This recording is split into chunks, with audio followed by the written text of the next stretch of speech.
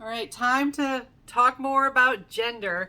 And in this video, and it's not going to be the last video relevant to gender development, but in this video, I hope to get into how we develop our sense of gender. What are the known influences on that identity that you form? Now, I do have previous videos that clarify important definitional distinctions. If you haven't watched those, I prefer that you would watch the video about what is sex versus gender, including what is intersex. And then I also have a video about what does it mean to be transgender and some terminological clarifications and distinction there. It's been less than 24 hours since I posted the sex and gender definitional video. And I've already gotten comments, and one of them was a very long comment basically saying some of the stuff that you're saying is made up. Okay. I'm reading from textbooks. I like to say that often for anybody who's thinking that I'm giving you made up terms. They're coming from books. They're coming from books based on an accumulation of peer-reviewed research articles from scientists. Okay, starting there. All right, so gender. Our sense of gender. Remember, that is your sense of being a boy or a girl or a non-binary individual in some cases. And there are lots of observations that have been made about how and when we understand gender, and there have been theories trying to explain how we come to develop a sense of gender. And so, first of all, let's just talk about some basic observations that by age two, most individuals will use gender labels like, hey, you're a girl, you're a boy. I remember taking my oldest child to the doctor and when they were older and verbal and noticing things around the world, this one doctor that they'd seen multiple times, they walked in and they said, you're a girl, and the doctor said, yes, I am a girl. I'm a girl and I'm your doctor. And she's like, yeah, my doctor's a girl. And you can tell it's just one of those moments like, I'm so proud. I made that observation. I'm noticing who's a boy and who's a girl in the world. And so we see that, you start to use the labels, and they can label their own. They can say, I'm a boy or I'm a girl. And by age 4, this interesting thing happens, that they start to notice gender roles having to do with what is considered masculine or feminine behavior. Which clothes are for boys versus girls? Which toys are for boys versus girls? And these things are not universal attitudes. Gender roles differ by culture. Different cultures in time and in geographic location, you see differences in what is considered masculine, what is considered feminine. Just to give you a little historical examples of differences, like high heels were invented for men to look taller. Now we think of high heels as something that women predominantly wear, not necessarily, but we think of that as women's fashion. In some places, having long hair on a boy is perfectly acceptable. In other places, that the short hair is considered a masculine haircut. All right, so age 4, not only do they notice the ideas of what is masculine, what is feminine, what is for boys, what is for girls, they also kind of get a little rigid with it. Now remember, when children are learning about the world, it's complicated, and so a lot of times they like to simplify things. And one way that they simplify things is by sort of thinking of things in terms of rules. Just like when they're learning grammar, they can over apply the rules. Well, with learning gender, they can get really strict in terms of the rules about what's for boys or what's for girls. And they can even convey that they think that the gender roles are what makes them a boy or a girl.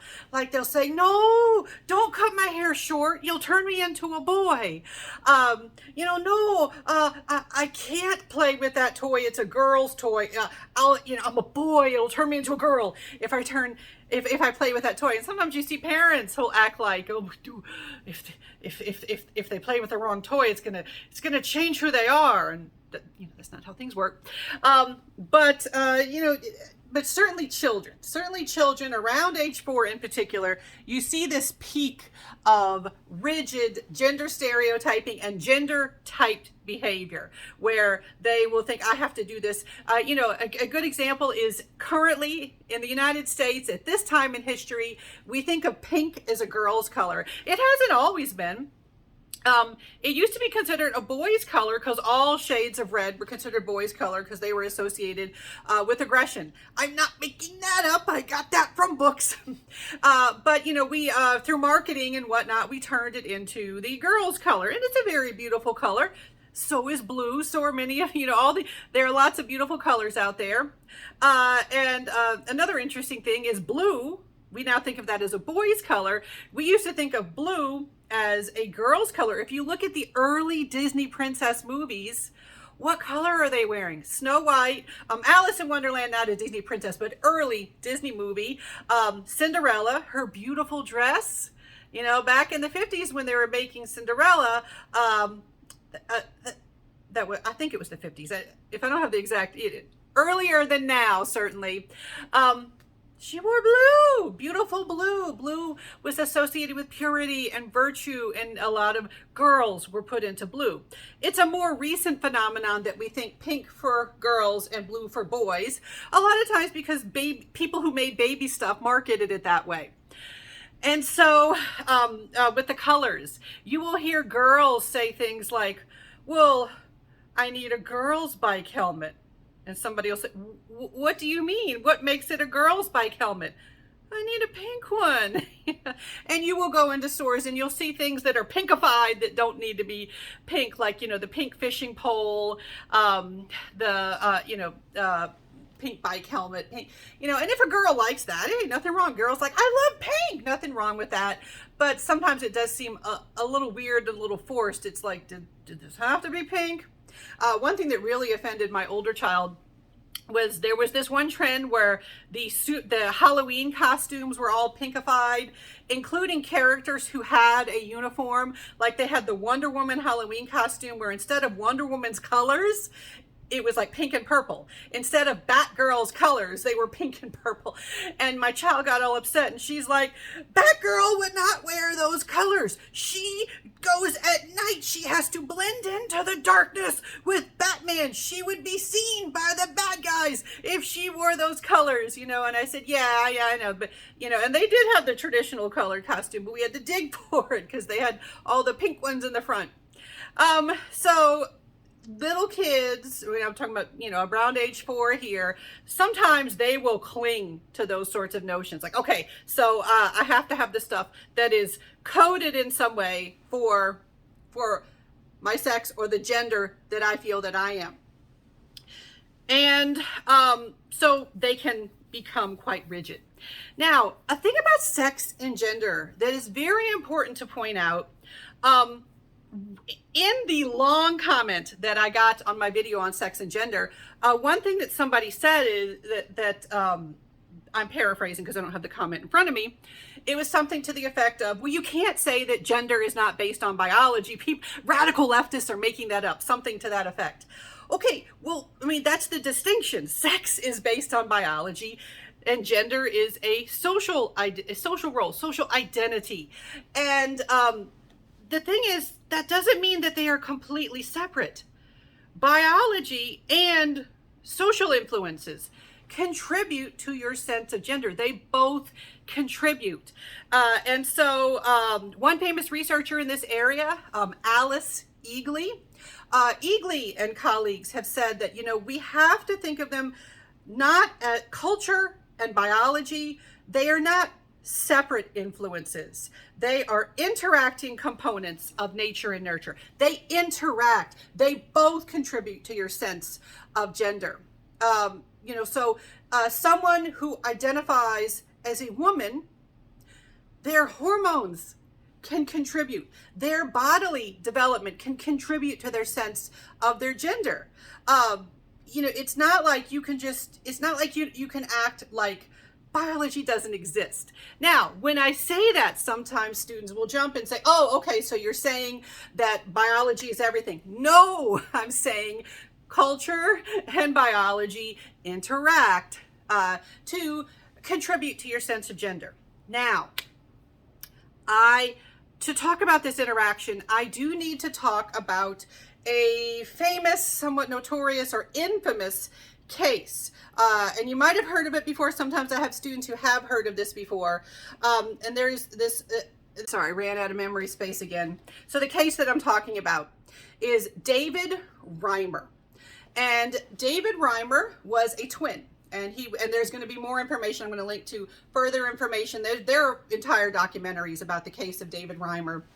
What happened with David Reimer is he was an identical twin, born male, identical twin male. Identical twins would have the same sex. And he went to get circumcised. We know what circumcision is, when they take the foreskin off the penis. All right, he went to get circumcised at about 6 months old, and there was a botched procedure, unfortunately.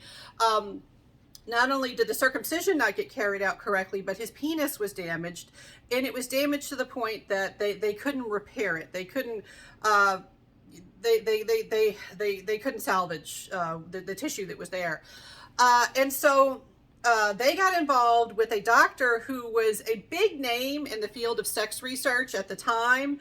And I think this is like 60s and 70s. And again, sometimes I get the exact years wrong, but this was during a time in the 20th century where we were thinking of sex as something that, sorry, I said the wrong word, gender, that gender is completely socially influenced, and that, biology doesn't matter at all. And so that idea would lead you to the idea, well, okay, you could take this little boy, just raise him as a girl and he'll be fine, because he doesn't have a penis.